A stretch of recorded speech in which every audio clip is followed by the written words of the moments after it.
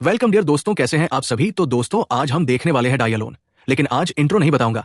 आपको कभी कभी चलता है ना, मूवी की शुरुआत में हम थन नाम के एक लड़के को देखते हैं जो कि काफी ज्यादा परेशान और हताश बैठा हुआ है। इथर अचानक से देखते देखते खुद के सर पे गोली मार लेता है और इसी के साथ कहानी जाती है पास्ट में। अब थन ने ऐसा कदम क्यों उठाया और उसके दिमाग में क्या चल रहा है। फिलहाल पास्ट के समय में आ जाते हैं जब थन अपनी गर्लफ्रेंड एमा के साथ कार से कहीं जा रहा होता है। तभी अचानक से थन को ना जाने क्या होता है, उसे बार बार बेहोशी जैसा महसूस होता है। बड़ी मुश्किल से एमा उसको संभालती है, लेकिन तभी अचानक से इनका बहुत ही बुरा एक्सीडेंट हो जाता है। इसके साथ ये सीन होता है, यहाँ पर कट, और हम अगले सीन में एथन को गाड़ी से निकलते हुए देखते हैं जिसके हाथ पर एक प्लास्टर है। उस प्लास्टर में एमा का नाम लिखा हुआ है। वो देखता है कि आसपास एमा कहीं भी नहीं है। एथन एमा का नाम पुकारते हुए उसको ढूंढने लग जाता है। तभी वो देखता है कि अब हर चीज तबाह और बर्बाद हो चुकी है और आसपास किसी भी इंसान का नामो निशान नहीं है। दरअसल ये सब कुछ हुआ एक अनजान वायरस की वजह से। अब ये वायरस क्या है, कैसा है, किस तरह इससे दुनिया खत्म हो गई, ये हमें मूवी की स्टोरी के साथ पता चल जाएगा। फिलहाल थन जब एमा का नाम चिल्लाते हुए उसको ढूंढ रहा होता है, उस दौरान उसका सामना एक आदमी से होता है जिसके पास एक बड़ी गाड़ी और गन भी है। तो वो आदमी थन को देखकर पूछता है कि क्या तुम खो गए हो। लेकिन उसके इतना पूछते ही वहां पर गोलियां चलने लग जाती है। गोलियां चलता हुआ देखकर वो आदमी भी फायर करता है और तभी ये देखकर एथन छुप जाता है।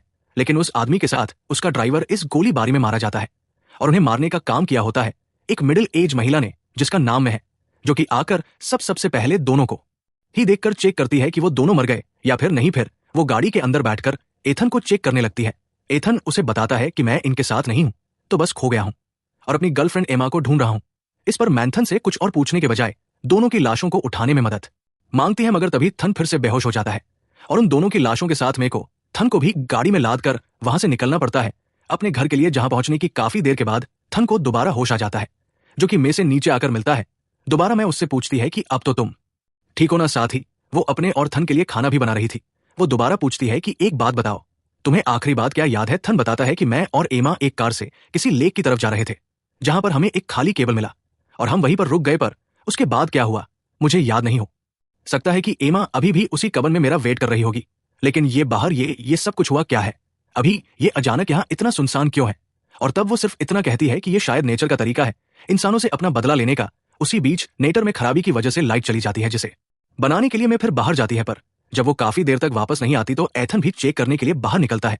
इस जगह दूर दूर तक घास के हरे भरे मैदान और पेड़ पौधों के अलावा कुछ भी नहीं दिख रहा था। यहाँ पर थन एक जगह कंगाल को देखता है जिसे मैंने बांधा हुआ था। तब मैं उससे कहती है कि उसके करीब मत जाना, बहुत खतरनाक है। वो फिर एथन जनरेटर को देखकर झटके में उसको ठीक कर देता है, जो कि मे के लिए काफी खुशी की बात होती है। दोनों खाना वगैरह खाते हैं और रात हो जाती है। तब थन देखता है कि मैं कोई गाना सुन रही है, साथ ही साथ वो थन को देखकर नाचने भी लग जाती है। हालांकि थन को ये बात सही नहीं लगती तो मैं उसके साथ कार्ड गेम खेलती है, लेकिन थन इस गेम में जरा भी इंटरेस्टेड नहीं होता। उसे बस अपनी गर्लफ्रेंड एमा को ढूंढना है। वो कहता है कि देखिए, आपका बहुत बहुत शुक्रिया कि आपने मुझे यहाँ पनाह दी और खाने को दिया। मेरा जाना बहुत जरूरी है। अभी मैं कहती कि ध्यान रखो, रात को कहीं भी जाओगे तो खतरा ही खतरा रहेगा, इसलिए सुबह होने दोनों साथ में चलेंगे सुबह। लेकिन एथन कहाँ मानने वाला था। वो रात के वक्त में के सोने के बाद उसकी गाड़ी लेकर चुपके से निकल जाता है एमा को ढूंढने के लिए, जिस रास्ते में उसे कई बार बेहोशी छा जाती है और कुछ फ्लैशबैक्स भी दिखाई देते हैं। मगर किसी तरह वो उसी कब्र में पहुंच जाता है जहां वो एमा के साथ गया था। लेकिन यहां उसे एमा की जगह एक महिला और उसका बच्चा मिलता है, जो कि इस सिचुएशन में यहां पर छिप कर रह रहे थे। अब इस महिला को थन अपने बारे में बता ही रहा होता है। तभी अचानक से एक अजीब सा जॉम्बी इनके घर में घुसने की कोशिश करता है। अब इस जॉम्बी को देखकर ऐसा लग रहा है जैसे कि ये चलता फिरता कोई पेड़ हो। उसका चेहरा बड़ा अजीब सा होता है और उसके शरीर पर पेड़ के पत्ते और झाड़ वगैरह निकले होते हैं। बड़ी मुश्किल से थन उसे वहां से बाहर निकालता है, लेकिन किसी तरह वो जॉम्बी दोबारा से महिला को पकड़ लेता है। अब ये देखकर उस जॉम्बी के सर पर थन कई बार वार करता है, जिस कारण वो आखिरकार महिला को छोड़ देता है। इसके बाद वो महिला अपने बच्चों को सुला देती है और थन से कहती है कि यहाँ कोई भी एमा नहीं है, मैं यहाँ कई हफ्तों से रह रही हूँ और अब तुम एमा को तो भूल ही जाओ। मेरा पति भी इस वायरस की चपेट में आ चुके थे, जिनको आखिरकार मुझे मारना पड़ा और उनके बेटे को आज भी उनका इंतजार है कि वो पापा आएंगे। एथन बताता है कि एमा को कुछ नहीं हुआ होगा, वो एक डॉक्टर थी। हम दोनों एक दूसरे से बहुत प्यार करते थे, हमारी जिंदगी बहुत ही अच्छी चल रही थी। अचानक से हमें पता नहीं ये क्या हो गया, ये कैसा वायरस फैला है पता नहीं। लोग जिंदा चलते फिरते पेड़ में बदल रहे हैं बताओ, जो कि और लोगों को हमला करके उनको भी इफेक्ट कर रहे हैं। इन्हें तो मारा भी नहीं जा सकता, चाहे इनके सर पे वार करो या कुछ भी करो, क्योंकि कुछ देर के बाद ये फिर से जिंदा हो जाते हैं। ये सब कुछ देखकर मैंने और एमा ने सेफ जगह ढूंढने की सोची, पर अचानक पता नहीं क्या हुआ, वो अचानक गायब हो गई कहीं और मैं उसे अभी भी ढूंढ रहा हूं। कहने के बाद एथन देखता है कि जिस जॉम्बी को उसने मारा था वो दोबारा से उठकर बाहर घूम रहा है। अब ये महिला थन को कुछ देर के लिए सोने के लिए बोल देती है। कुछ देर के बाद थन अचानक से उठता है और देखता है कि सुबह हो चुकी है और वो खून से लथपथ है। बिल्कुल साथ ही उस महिला और उसके बच्चे की लाश भी वहीं पर पड़ी हुई है, जिन्हें जॉम्बीज ने मार दिया था।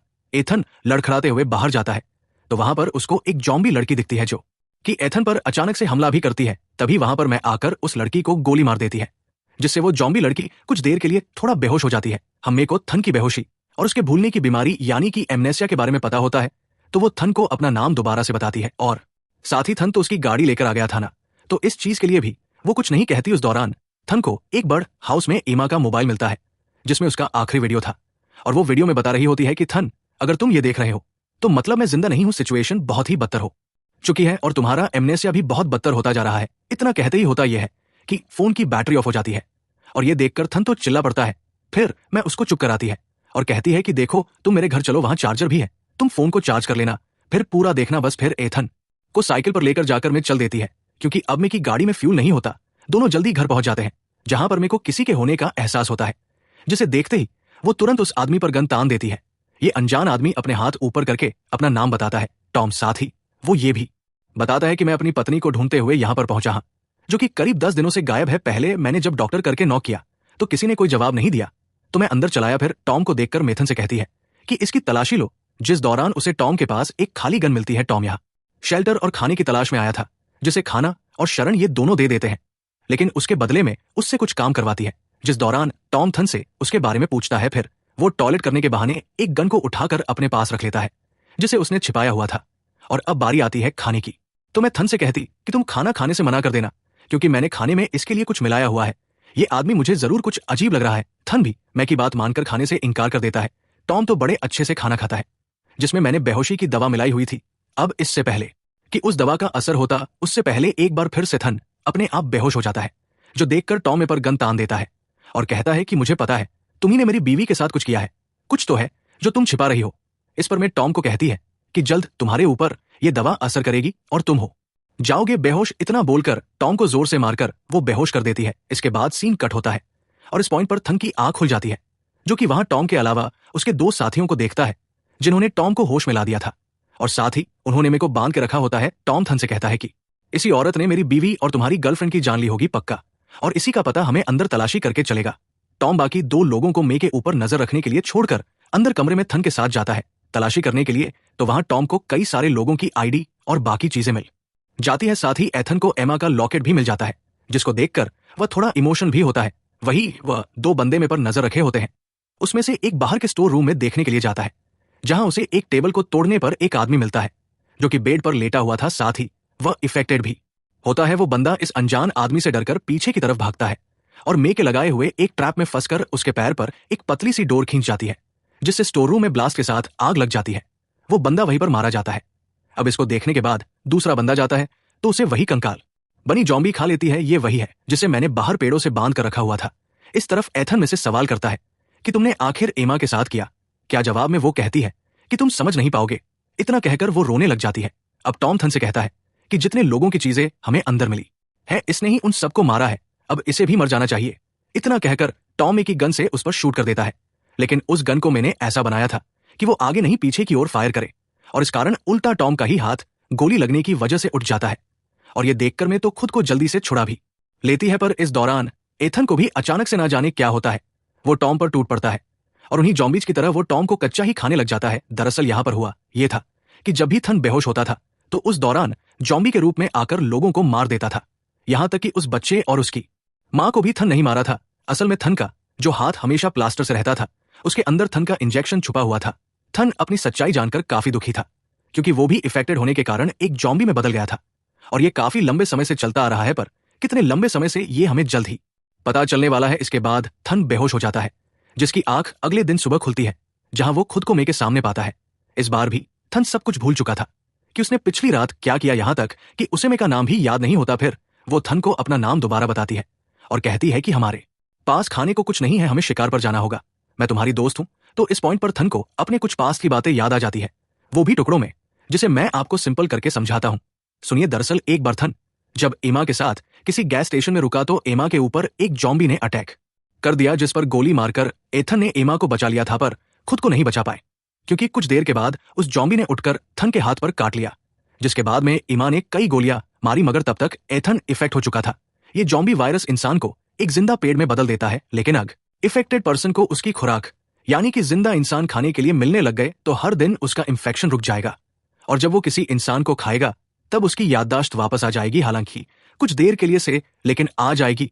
साथ ही ये चीजें थन को हमेशा जवान भी रखती है। और फिर ईमा ने एथन की ये हालत उसको ठीक करने के लिए चुनी, क्योंकि वो एक डॉक्टर भी थी, और उसने सोचा कि जब तक थन ठीक नहीं हो जाता तब तक वो उसको इंसानों को खिलाएगी। मतलब उसने थन के लिए इंसानों को खोजने का जिम्मा खुद पर ले लिया। ईमा प्यार में अंधी हो चुकी थी।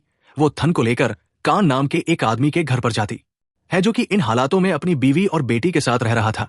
वहां काल से ईमा अपने और थन के लिए खाने की मांग करती है, जो कि पहले दोनों को कपड़े उतारने के लिए कहता है, ताकि उसको ये पता चल सके कि दोनों इफेक्टेड है या नहीं। अब उस समय काल से बड़ी मिस्टेक हो गई थी। उसका ध्यान थन के प्लास्टर वाले हाथ पर नहीं गया था। थन और ईमा अंदर जाते हैं, पर जब दोनों खाने के लिए बैठते हैं तो थन की तबीयत खराब हो जाती है, जिसे वॉशरूम के बहाने ले जाकर ईमा ऊपर चली जाती है। और ये चीज काल के दिमाग में शक पैदा करने के लिए बिल्कुल काफी थी। ऊपर ईमा एथन को समझा कराती है कि हमें यही करना होगा, तुम अपना काम करो, मैं उन लोगों का ध्यान भटकाती हूं। इतना कहकर वो ईथन को छोड़कर नहीं जाती है, जिस दौरान काल ईमा पर गन तान देता है और अपनी बीवी और बच्चों को बाहर जाने के लिए कहता है। लेकिन दोनों बाहर जाने की बजाय ऊपर की तरफ थन के पास जाती है, क्योंकि वो कुछ अजीब आवाजें सुनाई दे रही थी। इधर काल और ईमा में मुठभेड़ शुरू हो जाती है, जिसमें ईमा के चेहरे पर लगती है चोट, पर काल को वो शूट करके मार डालती है। दूसरी ओर काल की बीवी और बेटी जब ऊपर पहुंचती है तो उन्हें एथन के शैतानी रूप का सामना करना पड़ता है। वो एक झटके में दोनों को अपना शिकार बना लेता है। फिर जब उसको चीजें याद आती है तो वो काफी ज्यादा रोता भी है, क्योंकि वो ऐसा कभी करना नहीं चाहता था। कहानी वापस से प्रेजेंट में आती है। जब थन को ये सब याद आ चुका था तो वो मे से पूछता है कि क्या तुम ही ईमा हो। इस पर मे हाँ में जवाब देती है, मतलब कि काफी लंबे समय से सिर्फ अपने प्यार थन के लिए ईमा इतने लोगों की बलि दिलवा रही थी, ताकि एथन को रोज इंसानी खुराक देकर वो जिंदा रख पाए। मैं थन को खाने में भी इंसानी खून और मांस पका कर देती थी, पर अब वो ये सब कुछ करके बॉडी हो चुकी है। हालांकि इन्फेक्शन के कारण एथन की उम्र नहीं बढ़ती, और जब ये सारी सच्चाई एथन को पता चलती है तो वो खुद को खत्म करने के लिए अपने सर पर गोली मार लेता है। यही सीन हमने शुरुआत में देखा था, पर जैसा कि हम जानते हैं कि एथन जॉम्बी है, वो मर नहीं सकता, इसलिए वो फिर खड़ा हो जाता है, जिसे में यानी कि ईमा रोकती है और उसे काफी दिनों के बाद किस भी करती है। एक तरफ से ईमा ने हार कर एथन के आगे खुद को सौंप दिया था, जो कि अपने और ईमा के साथ बिताए पलों को याद करते हुए ईमा को अपना शिकार बना लेता है। और अब मूवी के आखिरी सीन में दोनों को जॉम्बीज रूप में देखते हैं, जो कि एक दूसरे का हाथ थामकर आगे निकल जाते हैं। इसी के साथ दोस्तों ये प्यार वाली जॉम्बी मूवी खत्म हो जाती है। मिलते हैं आपसे अगली वीडियो में। अच्छी लगी हो तो लाइक करें, ध्यान रखिएगा अपना। Thanks for watching it.